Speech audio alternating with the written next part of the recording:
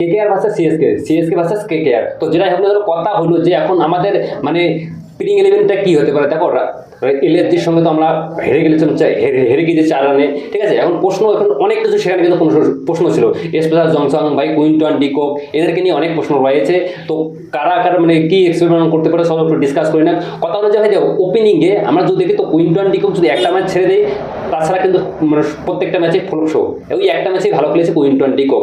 আর দ্বিতীয়ত কথা হলো যে ভাই স্পেশাল জনসনকে কি করবে, তো চলো সেটা নিয়ে ডিসকাস করি। তো কথা হলো যে ভাই দেখো, আমি ফাইনালি এটা একবার বলে দিচ্ছি যে কেকেআর মানে এর নেক্সট ম্যাচে চেন্নাই সুপার কিংসের সঙ্গে, সেখানে কিন্তু মানে কম বেশি দুটো চেঞ্জ পাক্কা করতেছে।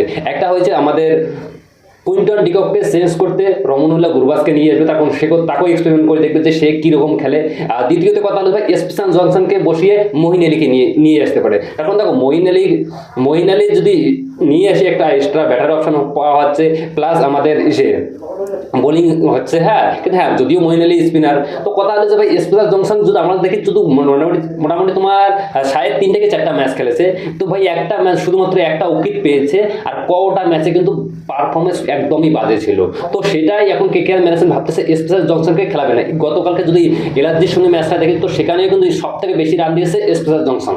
ভাই ওকে কেন খেলায় আমি সেটা বুঝতে পারিনি। আর কেকেআর তো একটা মূর্খামি করেছিল যে রিঙ্কু সিংকে ভাই 8 নম্বরে ব্যাটিং করে পাঠিয়েছে হর্ষিত রানার সঙ্গে, সে ম্যাচটাকে তো ওইখানে মারা গিয়েছে। আর কি বলবো, যা বলার কথা নেই। তো নেক্সট ম্যাচে দেখো এটাই হতে চলেছে যে কুইন্টন ডিকককে বসিয়ে গুরবাজ আসতে চলেছে এবং স্পেশাল জনসনকে মহিন আলীকে অ্যাড করতে চলেছে। এটাই ফুল অ্যান্ড ফাইনাল স্কোর হতে পারে। আচ্ছা তোমাদের প্রোটেকশন কি? এই দুজনকে বাদ দিতে পারে কেকেআর নাকি থাকবে দলে?